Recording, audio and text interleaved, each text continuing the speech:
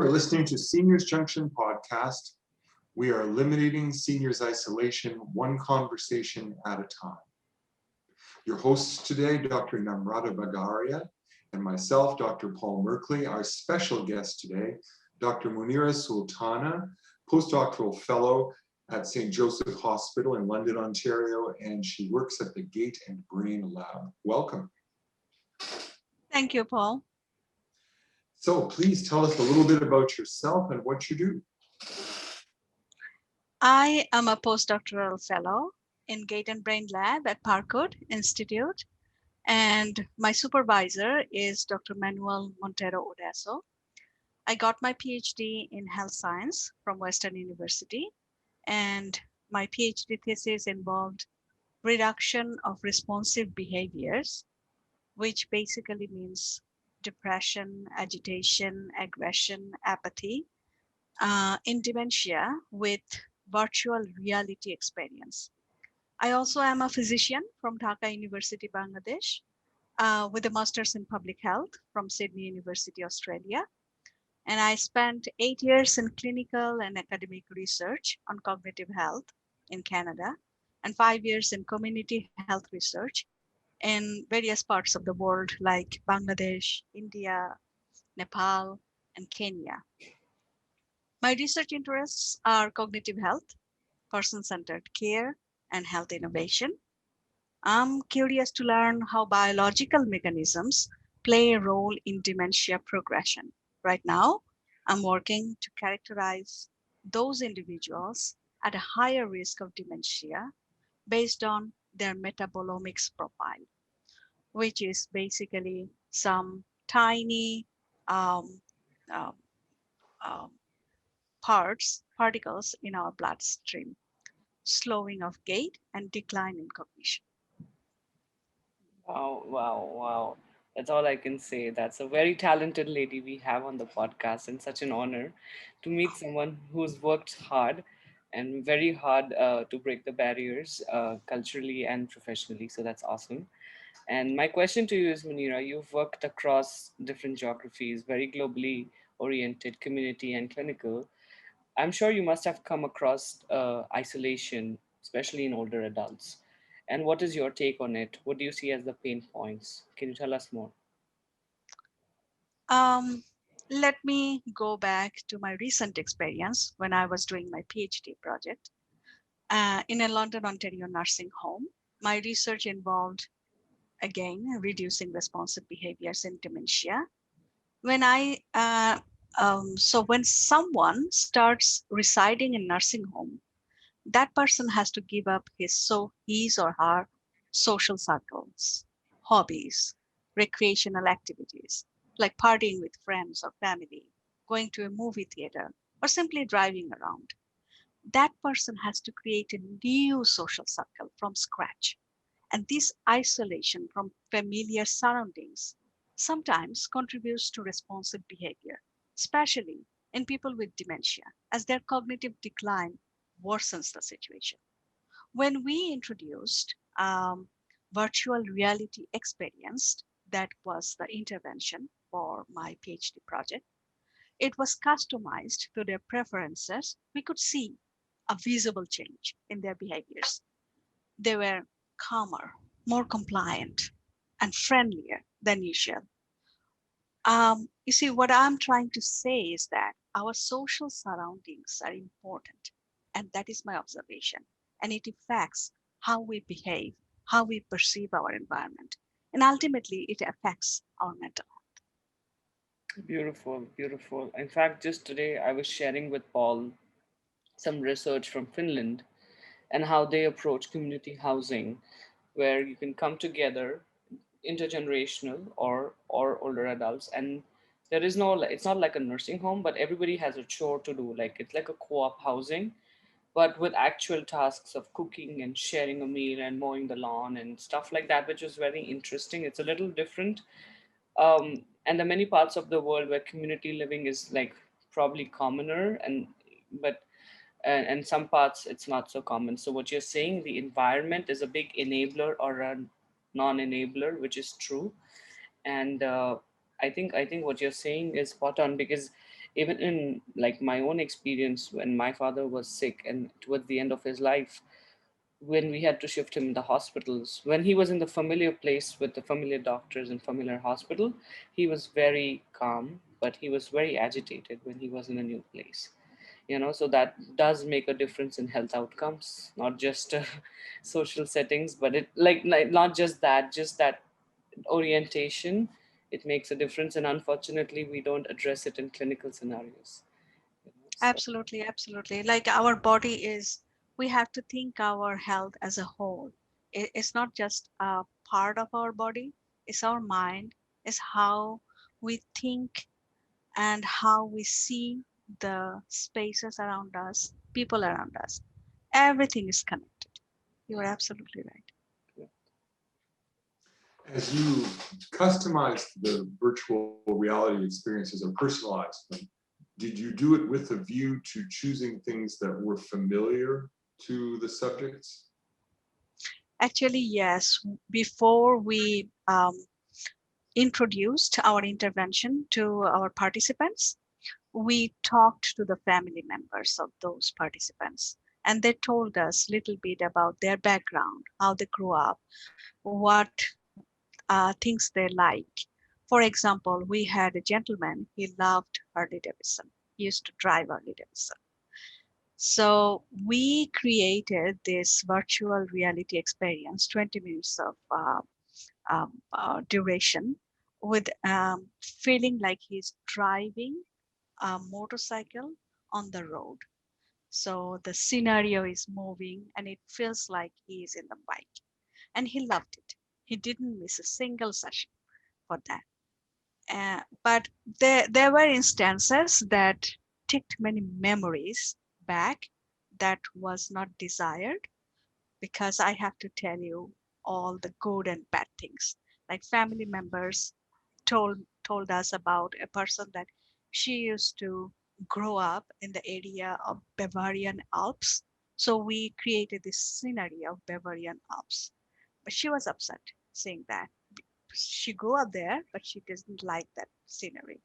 So later on, her family found out that when she was young, that was the time of World War II, and she had some bad memories with that place. So we changed that. So being customized was a big component of our intervention. Thank you. So you've already answered a great deal of this next question, but is there anything you would add about your vision for addressing seniors' isolation and the risks of isolation? Well, realistically, I do understand that we cannot hold on to our familiar surroundings, our friends, our family forever. Time changes everything. But we can keep our fond memories alive. Technological advances offered us that opportunity. We can walk around our neighborhood just the way we remembered, virtually. We can talk to our loved ones face to face, no matter how far they are, using video chat, like we are doing right now. yeah. And we should think out of the box to solve these issues. Like there are lots of possibilities. We have to make use of them. That's my vision. Mhm. And I think piggybacking on this, and Paul, we've discussed this internally, a lot of it relies on technology education too for this age group to know what's possible. Because we know that boomers are quite technology advanced, like 55 to 75. I mean, we have it with our clients. And then the 80 to 90 or 100 plus, some of them, the ones who are exposed to grandchildren or children, are aware, but then some might need more education, tech education of what's possible, what's not possible. So I feel I second what you say, and it also talks about this whole concept of which we talk at Seniors Junction, digital transformation of senior housing. Because in the beginning, senior housing was a place to be, let's say, connectedly living, but with the pandemic, all the resources of the staffing was moved to safety, which is for COVID. And now there's a need, like there was a gap to be connected again. And that's where Seniors Junction is positioning itself to have that serious leisure component. And we're quite aware the environment makes a difference, because at some level, yes, we can offer people leisure, but there's a threshold, like you said, right? Someone who's agitated. So in our understanding, if one is at a threshold, if they're above a threshold, you can do educational interventions like we are doing. But if someone's below a threshold, it not just needs educational, but it also needs immersive experiences, like with VR, or in the future when we'll have digital twins, we'll have more personalization, more customizations that's possible. And also, as you see across the age group that you move, the cognitive ability goes, but the affect stays, right? You don't stop feeling. Nostalgia stays, feelings stay. And that's where you've really tapped in that concept of belonging and nostalgia really well, because that is quite central to what we do. You're smiling. Am I telling the things which you believe in, Munira? Absolutely, absolutely. And it reminded me of one of my experience. One of my participants had trouble to recognize her own daughter, but she recognized the music, the tune she knew when she was growing up. Whenever we turned on the radio with that same tune, she would stand up from her chair and start moving like she wanted to dance. So that's amazing, like how little bit of memory stays and what type of memory Yeah. may retain longer. Like that's a whole area of research. There is. And that's where I'm so fortunate to have a musicologist as my co founder, because I have zero knowledge of music. And this guy can, I've learned so much in the past few weeks or months actually working about how people respond, because there's another thing which you will realize. And since you come from South Asian background like me, we have a lot of religion, spirituality, which is the quotes, the faith belief system which a lot of older adults hold. Now when you come in the Western context, where not many believe in church or spirituality, in quotes, but that's music, right? The music they remember, the choir songs that they sang, or when they grew up they went to a certain kind of church with their parents, but they remember the tunes, and different churches has different music. And I'm learning that through Paul's stuff. And as we also offer services, so one is the abled or independently living, and one is the slightly dependent, uh, not full ability, like maybe certain compromises, but at the same time, their intervention then becomes more audio enabled, more playlists, more audiobooks, more courses on through which you can deliver through listening. Because even when my father was at the end of his life, what we put was a lot of religious music which he used to listen, and that was his comfort thing. We could video call him only like two times, like 10 minutes in the morning and 10 minutes in the evening, and that's all we were allowed, because they were giving care to so many people. But it's one of those things to innovate, right? To make people experience that something within your heart. And unfortunately, medicine or public health doesn't teach you that. You have to then work with different domains like liberal arts to really understand what a human being is. And the podcast before you is about a human being is nothing but their stories, right? Their stories, and then you add their songs and their culture and their food. That's what a human being is, right? Paul, you're on mute. Absolutely. So okay, so my question is, Munira, that if this is the vision that you bring of helping people's environment, what do you think are the challenges and opportunities in implementing customizations or the vision that you have? Well, the first challenge technology-based intervention faces is cost. But if you consider long-term cost of mental health care due to social isolation, I think this is nothing. You can keep our senior citizens mentally healthy and productive in their own homes with technology. And more technology-based intervention means less physical contact, which is a big concern during this pandemic. And we are enjoying our days because our seniors worked hard in their prime years to get us here. So it is our duty to provide the best possible solution. to keep their minds sharp as before. So I would say that there are more opportunities than challenges. Mhm. I sound like We um, could get you an election ticket, and we'll vote for you. too optimistic. Maybe I'm That's biased good. for that. That's good. Well, it's true. And also we imagine that as we move forward, the cost of the technology gets reduced. And Yeah, as it becomes more scaled up, we think, well, there'll be less and less cost per unit. So yes. yeah, yeah. As the Mhm. commodification of technology happens, which is already happening to a great extent, it becomes like default. Like nobody will think twice. So by the time Paul, you and I end up, I think we're going to be fine. I think we should be set. That's my my goal is to have everything ready for myself. That's right. So that I'm well taken care of. That's a good goal, isn't it? What advice would you have for our company? Um, well, first of all, I would like to say that this is a wonderful initiative, Thank and I feel privileged to be able to talk to you about this. you. And like like the saying goes that everyone is different, and one size doesn't fit all. Yes. Therefore, I would suggest more person-centered approach on tackling the issue, what you are doing.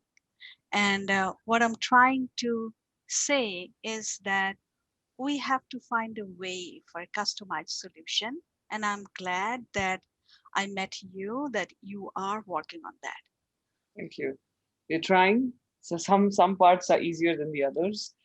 Some are not because even the tech has to go at that. Like sometimes it's the gap is in the tech R&D because the way old systems were made, in even in AI or whatever classifiers are made, and the multi-stakeholder approach that you have when you have a senior, because it's not just the senior making that decision, it's the family member, it's the caregiver, it's the senior housing, it is what content we have. So it's so many layers of filtration before the recommendation can come through. I mean, we personally are far away. Is it in our thoughts? Yes, for sure.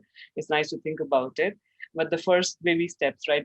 We want to get enough content providers onboarding and then training them how to teach people who are 80 plus, who are 90 plus, because it's a different way of talking, and it's a different level of patience you need, different level of engagement strategies you need. So we're doing pedagogical, we're doing so many levels of innovation, pedagogical, content delivery.